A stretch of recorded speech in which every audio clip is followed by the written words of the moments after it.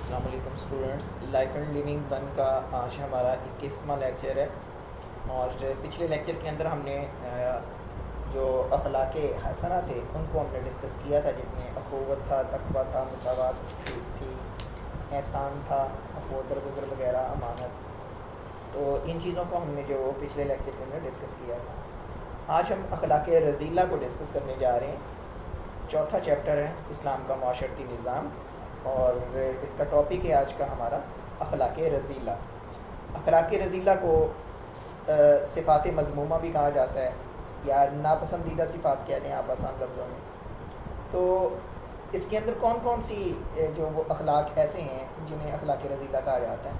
تو ان میں غرور آ جاتا ہے، تکبر آ جاتا ہے، کنجوسی ہے، دوسروں کے عیب تلاش کرنا یعنی عیب جوئی کرنا،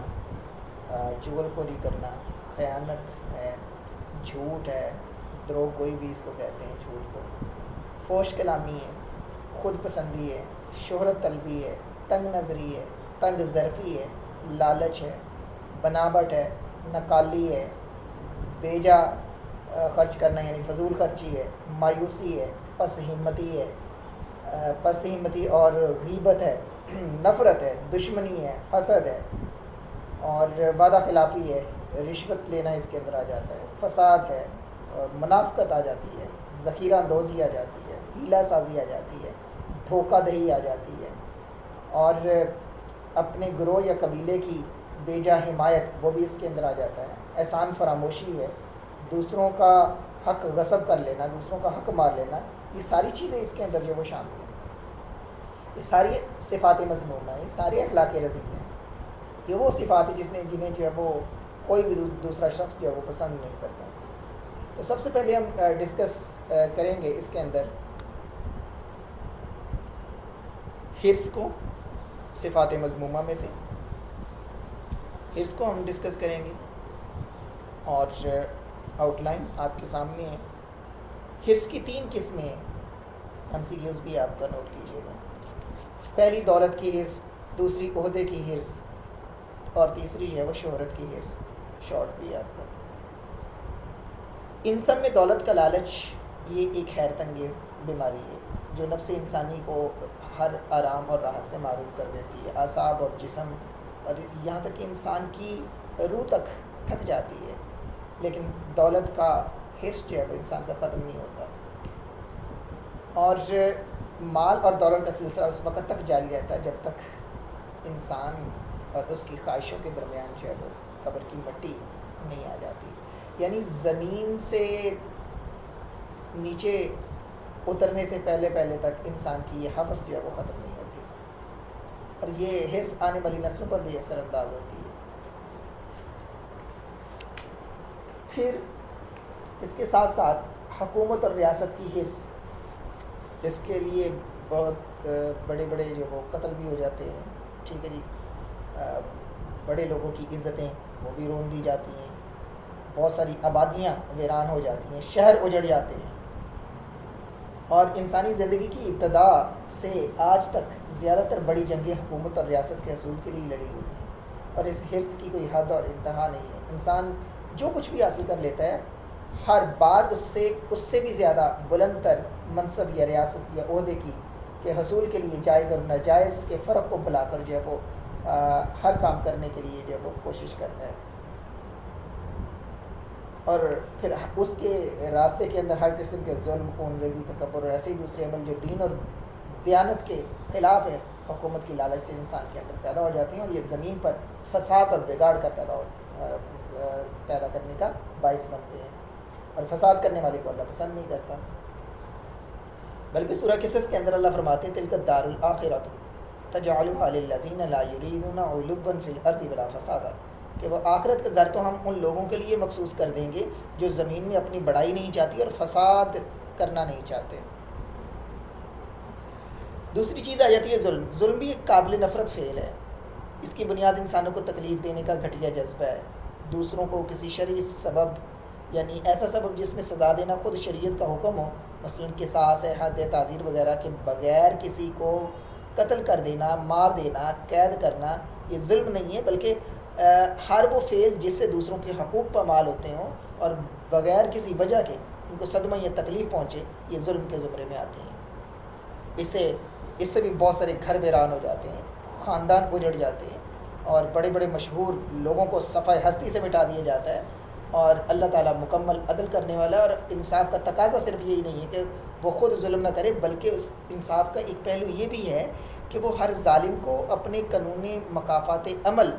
کے تحت سزا دے اور ہر مظلوم کو ظالم سے نجات دلائے۔ وَلَا تَحْسَبَنَّ اللَّهَ غَافِلًا عَمَّا يَعْمَلُ الظَّالِمُونَ کہ اے پیغمبر یہ نہ سمجھیے کہ اللہ ظالموں کے عمل سے غافل ہے،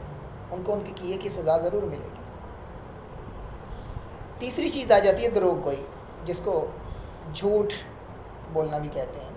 یہ کبیرہ گناہ ہے، اور جو جھوٹ بولنے والے کو لوگوں کی نظروں میں ذلیل و خوار، بے عزت اور بے اعتبار جو ہے وہ بنا دیتا ہے جھوٹ جو ہے۔ اور جھوٹے کی گفتگو اور کردار پر کوئی بندہ اعتماد نہیں کرتا۔ احادیث میں جھوٹ کی بار بار اور شدت کے ساتھ مذمت کی گئی ہے، اور بڑی سختی کے ساتھ جو ہے وہ روکا گیا ہے۔ جیسے ایک حدیث ہے، الصدق ینجی والکذب یہلک، او کما قال علیہ الصلوۃ والسلام، کہ سچائی انسان کو نجات دیتی ہے اور جھوٹ انسان کو ہلاک کر دیتا ہے۔ تو جھوٹ کا سلسلہ بہت طویل ہے۔ دکاندار جھوٹ بولتا ہے، خریدار جھوٹ بولتا ہے، تعمیرات کا کام کرنے والے ٹھیکیدار جھوٹ بولتے ہیں، درزی جھوٹ بولتے ہیں، خدا کے نام پر خدا کی جھوٹی قسمیں جو ہے وہ کھائی جاتی ہیں، جھوٹ سے کام لیا جاتا ہے۔ جب تک جھوٹ کو اس کی تمام شکلوں میں اور بالکل جڑ سے ختم نہ کر دیا جائے، معاشرے میں امن اور نیکی کا دورہ نہیں ہو سکتا۔ تو جھوٹ سے ہمیں بچنا چاہیے۔ ہم اپنی زندگی کے اندر دن میں پتہ نہیں کتنی مرتبہ جھوٹ بولتے ہیں، بات بات کے اندر جھوٹ بولتے ہیں، اور جب تک جھوٹ نہ بولیں ہم سمجھتے ہیں کہ ہماری دکانداری نہیں چل سکتی۔ پھر آ جاتی ہے غیبت۔ غیبت کسے کہتے ہیں؟ اس کی ڈیفینیشن صحابہ کرام کے پاس نبی علیہ السلام بیٹھے ہوئے تھے، تو آپ علیہ السلام نے غیبت کے بارے میں بتا رہے تھے، تو ایک صحابی نے عرض کی، یا رسول اللہ کہ اگر کوئی برائی کسی شخص کے اندر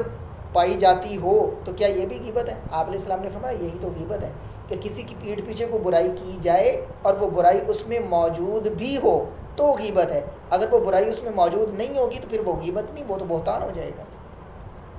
تہمت ہو جائے گی۔ تو غیبت کے بارے میں